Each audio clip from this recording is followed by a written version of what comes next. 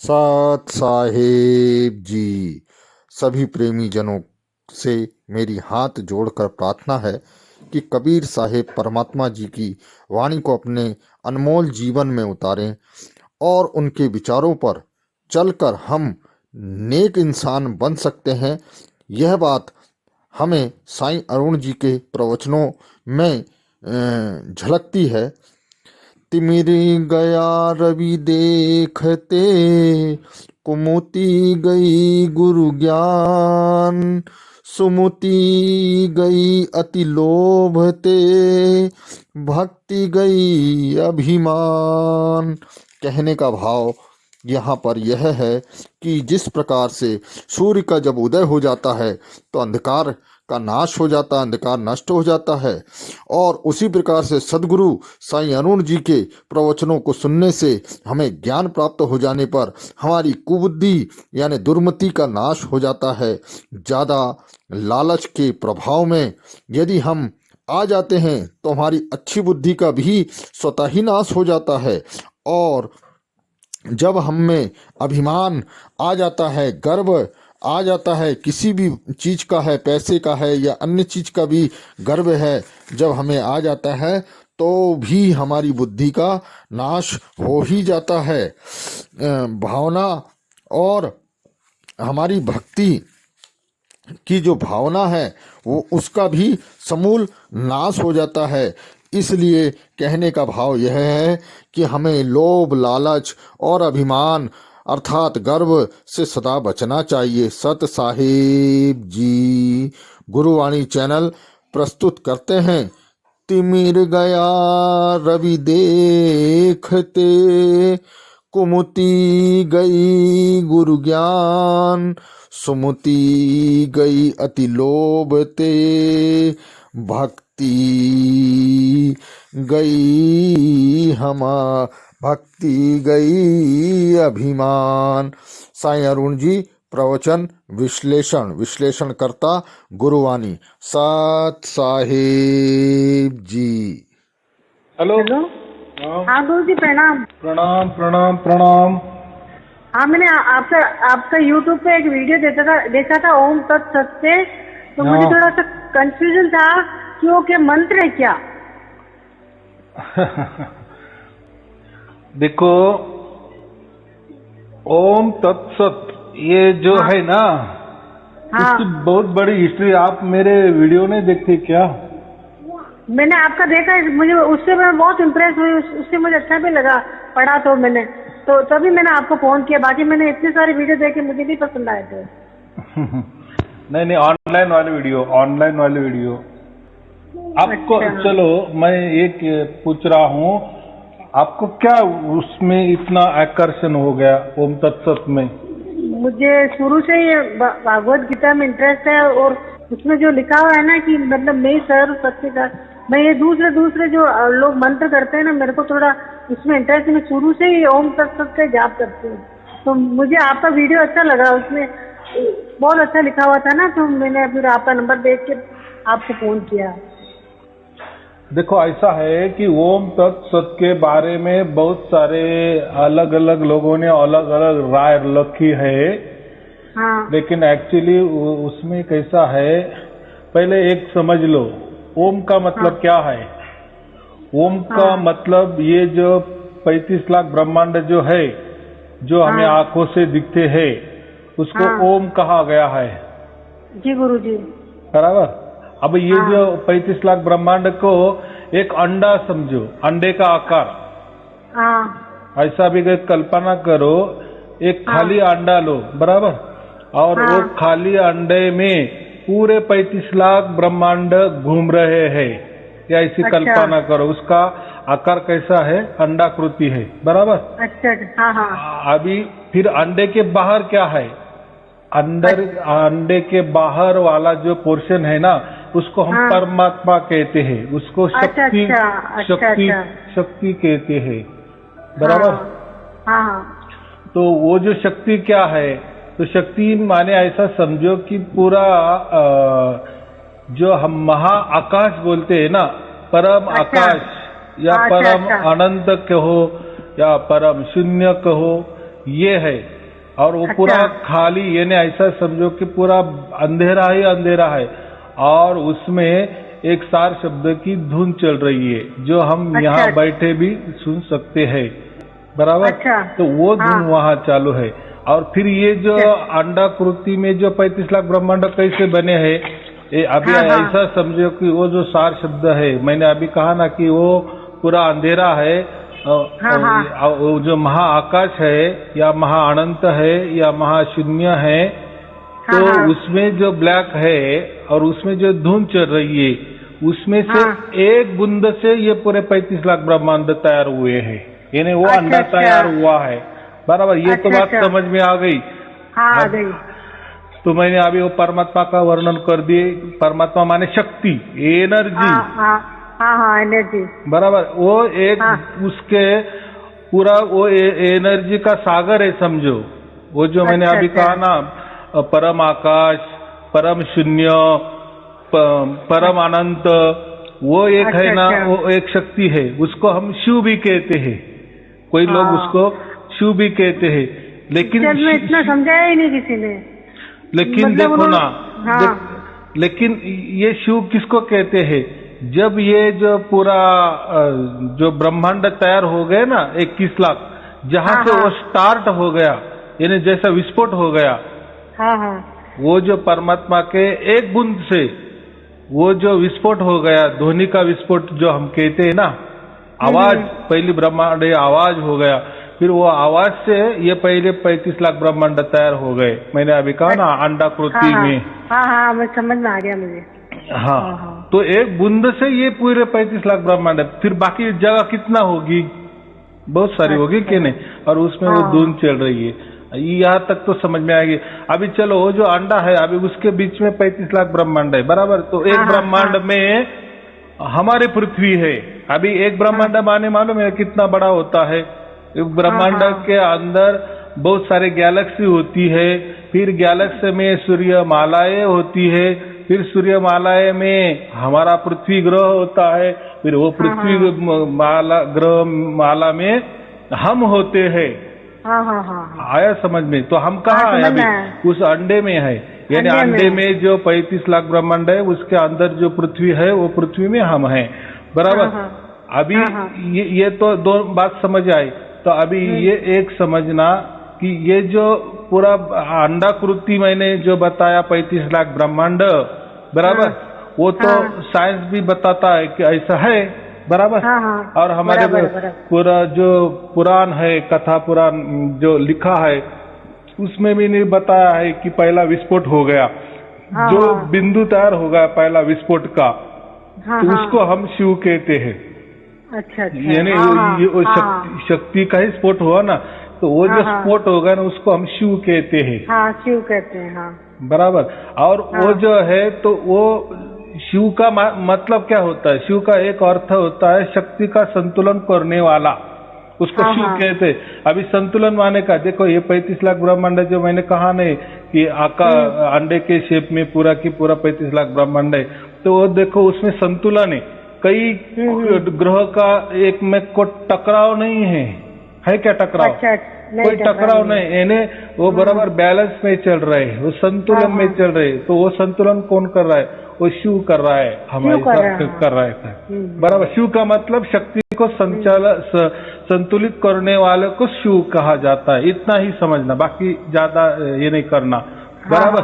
अभी मैंने जो कहा कि अंडे के बाहर वाला जो परम आकाश है, या वो उसको परम चैतन्य भी कहा जाता है, या परम अनंत है, या परम शून्य है, उसमें जो मैंने कहा ना कि वो जो उसको हम परमात्मा कहते हैं, उसको सत्य कहा गया है, बराबर। यानी वहाँ जो ब्लैक में जो अपना सार शब्द की जो ध्वनि हो रही है, जो निरंतर अखंडित हो रही है, वो ध्वनि के एक बूंद से ये पूरे 35 लाख ब्रह्मांड बने, बराबर। तो वो जो पूरी बची हुई, यानी अंडा छोड़ के, यानी 35 लाख ब्रह्मांड छोड़कर जो भी कुछ बचता है, उसको हम सत कहते हैं, बराबर। सत माने शाश्वत, सत माने शाश्वत। अभी ये सत का तो समझ में आया, तो उसको सत कहते हैं। और ये जो पूरा अंडा है, उसको हम क्या कहते हैं? ओम कहते हैं, बराबर। हाँ, समझ गई। और ओम के अंदर में जो पृथ्वी है, पृथ्वी में हम है, और हम के अंदर में यानी हमारे शरीर के अंदर में जो भी एक छोटा चेतन है, चैतन्य तो है ना हमारे अंदर, इसलिए हम बोल रहे हैं ना, चल रहे हैं ना। हाँ, चल रहे हैं। तो उसको कहते हैं तत्व। उसको क्या कहते हैं? तत्व। तो ये जो तत्व है तो वो सत्य का ही प्रतिबिंब है। क्या है? हाँ, सत्य। हाँ, सत्य का ही प्रतिबिंब। हाँ, ऐसा समझो, सत्य क्या है? एक महासागर है। अच्छा। थोड़ी देर के लिए कल्पना करो कि वो क्या है? सत्य क्या है? सागर है। और हमारे अंदर में जो चैतन्यता है छोटी सी, वो एक बूंद है, बराबर। यानी ऐसा समझो कि वो जो पूरा सत्य है, वो मैंने जो कहा ब्लैक है, उसमें जो सार शब्द की अखंडित निरंतर धुन बज रही है, वही सत्य है। उसका ही एक नमूना या उसका एक बिंदु हमारे अंदर है। और एक जो बिंदु है उसमें 35 लाख ब्रह्मांड बने हैं, बराबर। अच्छा। यानी वो ध्वनि से वो जड़ बताया आपने। हाँ, वो जो ध्वनि है ना, वो जड़ है। तो उससे क्या हुए? 35 लाख ब्रह्मांड हो गए, बराबर। और ये 35 लाख ब्रह्मांड जो पृथ्वी, उसमें हम है, और हम क्या, हमारे जो अंदर में जो है वो तत्व है। तो वो तत्व क्या है? तो वो जो सत्य का प्रतीक है, बराबर। इसलिए हम क्या कहते हैं कि परमात्मा हमारा बाप है और हम उसके पुत्र है, बच्चे है, पुत्र पुत्रिया, कुछ भी समझो, बराबर। इसलिए हमारा डायरेक्ट ये 35 लाख ब्रह्मांड में से हम सत्य को प्राप्त कर सकते हैं। इसमें उतनी हमको ताकत है। या ऐसा समझो, वो सत्य का डीएनए है और हमारे अंदर वाला जो चैतन्य का डीएनए एक ही है। हमारा वास्ता प्रकृति से कुछ नहीं। प्रकृति माने ये 35 लाख ब्रह्मांड, इसमें हमारा कोई नहीं। अभी ये 35 लाख ब्रह्मांड चलाने वाली जो शक्ति है, वो भी देखो, बनाया तो किसने 35 लाख ब्रह्मांड? वो सत्य ने ही बनाया ना। सत्य में से ही एक बूंद निकल के उसका विस्फोट हो गया, वो ध्वनि का, और 35 लाख ब्रह्मांड बन गए। यानी वो भी उपज किसकी है? वो शक्ति की उपज है ना। वही शक्ति की उपज है, लेकिन वो जड़ हो गई तैयार। तो लेकिन उसमें जो संचालन हो रहा है ना, मैंने कहा ना, संतुलन अंदर में, जैसा कोई ग्रह किसको टकराता नहीं, बराबर सब चल रहा है। तो उसको हम शिव कहते हैं, बराबर। अच्छा। तो और हमारे अंदर वाला वो तत्व है, बराबर। तो ये जो 35 लाख ब्रह्मांड, ये कैसे है? बनते हैं, बिगड़ते हैं, बनते हैं, बिगड़ते हैं। जैसे भी उसका विस्फोट हो गया, बन गया पूरा 35 लाख ब्रह्मांड, बराबर। अच्छा। हाँ, बराबर। और जो जिस क्षण उसका विस्फोट हो गया, वो जो बिंदु है उसको हम शिव कहते हैं, बराबर। अच्छा। तो ये पूरा ब्रह्मांड क्या है? ये बना यानी क्या हो गया? उसका जन्म हुआ, यानी अच्छा उसका जनरेशन, हम क्या कहते, जनरेट हुआ, मैंने जी, बराबर। बाद में ये 35 लाख ब्रह्मांड कई अब्जो बरस रहते हैं, बराबर। यानी पूरा जो 35 लाख ब्रह्मांड जो है वो कई करोड़ों अब्जो गुनीला करते जाओ, इतना वो तक समय तक वो रहते हैं, बराबर। अच्छा। और यानी उसका पालन होता है, इसको हम ऑपरेट कहते हैं, यानी जीओ। और बाद में क्या होता है? वो भी नष्ट हो जाता है। यानी जैसा एक बूंद से विस्फोट हो गया, पूरा 35 लाख ब्रह्मांड धीरे धीरे तैयार हुआ, बराबर। जैसा उसका फैलाव होते गया ना, फिर 1 से 2, 2 से 4, ऐसे करके वो पूरा अंडाकृति धारण करता है। फिर एंड तक जब आ गया तो वापिस वो पूरा अंडर सिकुड़ जाता है, यानी वापिस उसका बिंदु बन जाता है। और वही बिंदु वो सत्य में जाकर बैठता है, आराम से बैठता है। वापिस उसका विस्फोट हो जाता है। तो ऐसा कितना विस्फोट हो गए? ऐसा बिग बैंग कितना तैयार हो गए? अभी का जो बिग बैंग है वो कितना चालू है? 84 वाला चालू है। कितना? अच्छा 84। तो इसमें उसमें भी 84 में 30% का उसका फैलाव हो गया है, और फैलाव बाकी है। तब वो 84 पूरे हो जाएंगे, बराबर। और 84 पूरे हो जाने के बाद वापिस वो सिकुड़ जाएगा, वापिस वो बिंदु हो जाएगा, वो 35 लाख ब्रह्मांड। और फिर वो सत्य के अंदर, वो शक्ति के अंदर वापिस समा जाएगा, यानी कोई बिखर नहीं जाएगा। जैसे बूंद समुद्र में या सागर में मिल जाती है, ऐसा नहीं होता। जैसा हम बाहर दिन में काम करते हैं और फिर रात को घर में आते और सो जाते हैं, अंधेरा कर देते हैं, यानी हम है, लेकिन क्या हुआ है अभी काम नहीं ना, तो हम सिकुड़ गए, सो गए, कोई जिसके लेना नहीं देना नहीं हम कहते हैं ना। तो वैसा ही वो सिकुड़ जाता है, वापिस वो बिंदु में परावर्तित हो जाता है। अच्छा अच्छा। तो ऐसे अभी ये 84 वाला चालू है, 84 वाला चालू है, और इसके आगे कितना होगा, 112 हो गया, यानी अभी 84, फिर 85, 86, 87, 88, 90, 91, ऐसा करके करके 112 तक ये साकड़ी पूर्ण राउंड पूरा हो जाता है।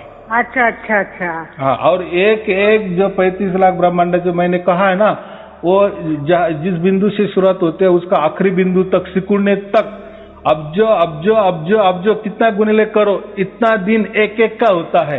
तो अच्छा, बाकी तो हमें तो बहुत यात्रा करनी है आगे, तो इसीलिए वो 84 लाख यूनिट जो कहते हैं ना, तो ये 84 वाला बिग बैंग चालू है ऐसा। तो अभी आया समझ में आपको? हाँ मेरे को आ गया, बस मेरे को यही जानना था कि मतलब मैं जब सही कर रही हूँ या नहीं कर रही हूँ। तो देखो अभी मैं क्या कह रहा हूँ उसके अंदर नहीं जाना, तो अभी आपको एक समझ में आ गया कि जो अंडाकृति जो 35 लाख ब्रह्मांड वो आ गया फैले है, 35 लाख ब्रह्मांड फैले है, वो नष्ट होने वाला है। तो ओम की साधना करके क्या करना है, अ माने उसका ये हो जाता है, उ माने उसका पालन होता है, म माने क्या ये होता है, विनाश हो जाता है। तो ओम की साधना क्यों करनी, वो तैयार हुए तो सिकुड़ भी जैसे वो प्रकट हुए तो वो अंडा प्रकट हुआ तो वो वापिस सिकुड़ जाएगा ना। यानी ओम तो मैं ये ओम तत्व का नहीं करूं? देखो ना, फिर अभी पहले समझ लो ना।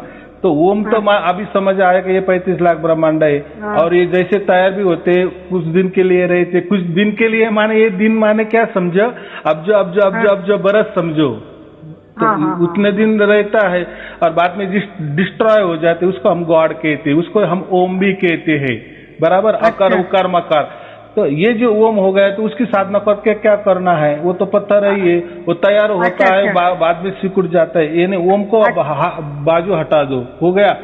रह गई बात तत्व की, अभी ओम तत्व बराबर। अभी तत्व क्या है, हमारे अंदर वाला वो चैतन्य था, बराबर। और वो चैतन्य किसका प्रतीक है, वो सत्य का प्रतीक है, सत्य का बिंदु है। और हम भी क्या होते हैं, बाद में तो हम भी मर जाते हैं ना, बराबर कि नहीं।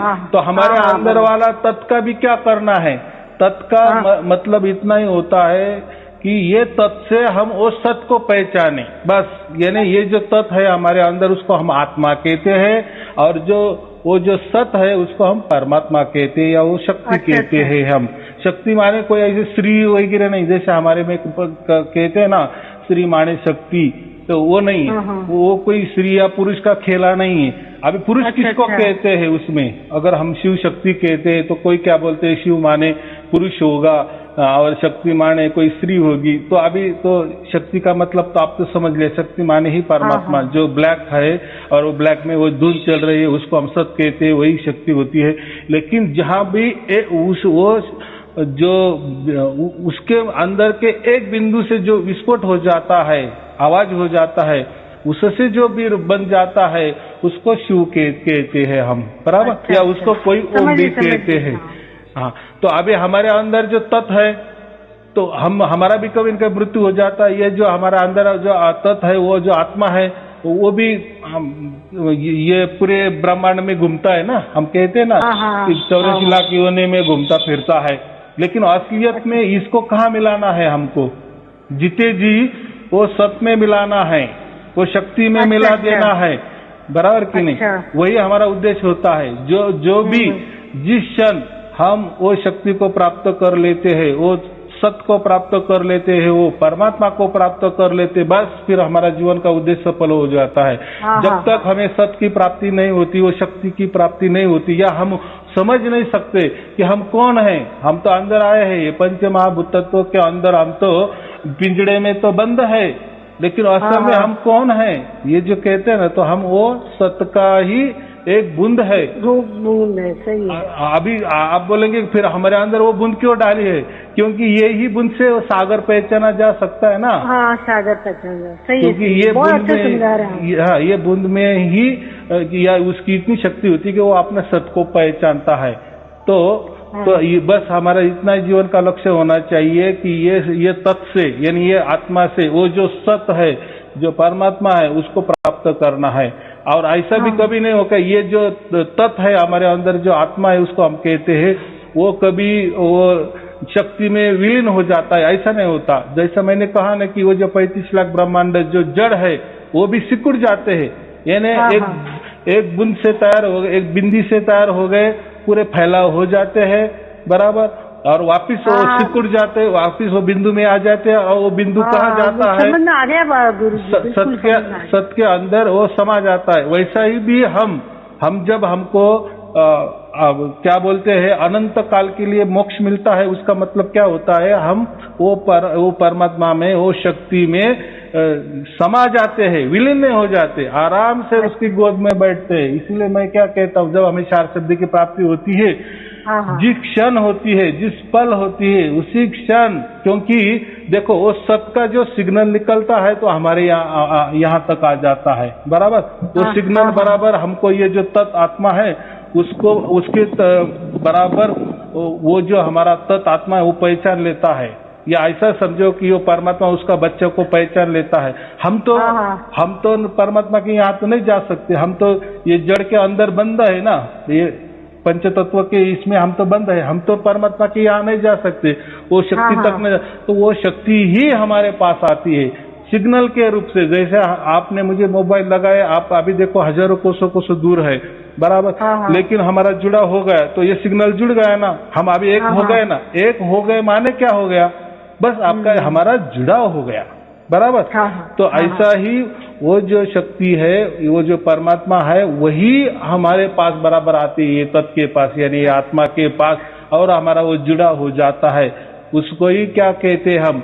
उसको ही हम सहज योग कहते हैं। और जब वो जुड़ा हो जाता है तो फिर वहां जो ध्वनि चल रही है ना, अखंड निरंतर, वो जो धुन चल रही है ना, वो हमें यहाँ सुनाई देने लगती है। जब सुनाई देने लगी जागृति में मैं बोल रहा हूँ, ना कान दबा के, आंख दबा के, जब जागृति में हम वो धुन सुनते हैं, और वो धुन भी कैसे सुनते हैं? अखंडित निरंतर सुनते हैं, तो उसका मतलब हमारा वो परमात्मा के साथ, वो शक्ति के साथ, या वो सत्य के साथ हमारा जुड़ाव हो गया।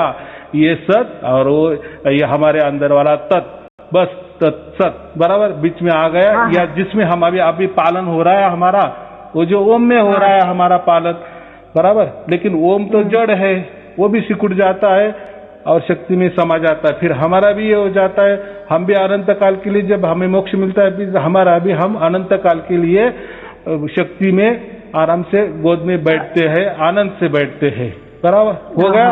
ओम तत् सत, इतना वो बढ़िया ये है। लोगों को इसके बारे में मालूम नहीं। अभी आपने प्रश्न उठाया, सवाल उठाया, इसलिए मैंने पहले कहा कि आपने इसके बारे में किसको पूछा है क्या? ये ओम तत् सत क्या है? मैंने तो उसमें देखा था, तो उसमें मुझे किसी का भी समझ नहीं आया, मुझे अच्छे से समझ में आ गया। क्या मैं इसका जाप करती थी, तो मैंने कहा पूछूं ये मंत्र है कि क्या है? देखो ना, ओम तत् सत के सिवा और क्या है? बाकी कुछ नहीं बचा ना। हाँ, मैं समझ में आया, ओम भी समझ में आया, और तत् भी समझ में आया। बस इसीलिए उसको ये ऐसा समझो, ये संकेत है, ये संकेत है एक प्रकार का, ओम तत्सत। इसीलिए कोई भी कार्य हो जाता है ना, तो हम क्या करते हैं? ओम तत्सत। तो क्योंकि हम अभी तो किसके पिंजड़े में बंद है? ये ओम के पिंजड़े में बंद है ना, ये 35 लाख ब्रह्मांड के अंदर है ना हम, इसलिए वो ओम हमको बोलना ही पड़ता है।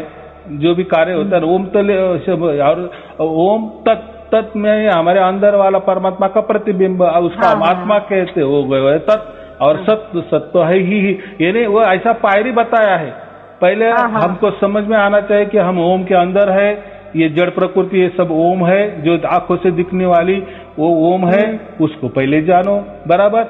फिर हम इसके अंदर कहाँ है, ये पृथ्वी में है, ये हमारा शरीर है, फिर शरीर के अंदर हम है, हाँ फिर ये तत्व, फिर ये तत्व को जानो, फिर ये तत्व क्या है, तो ये सत्य का ही बच्चा है, परमात्मा का ही बच्चा है। तो ये समझ आ गया मुझे, ये ऐसा ये पूरा स्टेप है, बराबर। हाँ बराबर, धन्यवाद गुरु जी। हाँ तो अभी एक देखो, उसका जप नहीं करना है, ये एक प्रकार का संकेत है परमात्मा के पास जाने के। ये पायरी है, पहली ओम की पायरी, बाद में तत् की पायरी और बाद में सत की पायरी, इसलिए ओम तत् सत। तो ये क्या होता है, जो भी कार्य करते हैं तो हम उसको ऐसा कहते हैं, उसका एक मतलब ऐसा होता है कि पूरी तरह से समर्पित, यानी ये ओम, ये तत् और ये सत, सत में सम्मिलित होना, यानी परमात्मा के चरणों तक पहुंच जाना। यानी मैंने जो भी कार्य किया ओम तत्सत, यानी क्या, ये पूरा पूरा समर्पण, परमात्मा के प्रति समर्पण।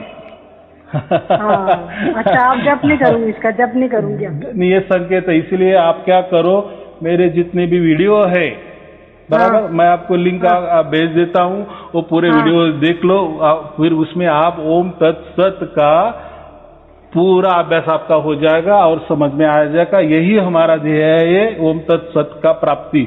तो इसको प्राप्ति करना समझते हैं, ये स्टेप बताए, ये संकेत है परमात्मा को मिलने के लिए, इसलिए ये ओम तत्सत ये महामंत्र है। हम क्या करते हैं, मंत्र समझे तो लगे जाप करना शुरू कर देते हैं, बराबर। उसका कोई उसमें अर्थ दिया है ना, जैसे हम गायत्री मंत्र जपते हैं, उसमें क्या कहे कि मैं वो तेजोमय इसकी ज्योत की, वो तेज की मैं आराधना करता हूँ, उसको प्रणाम करता हूँ, यही लिखा है ना।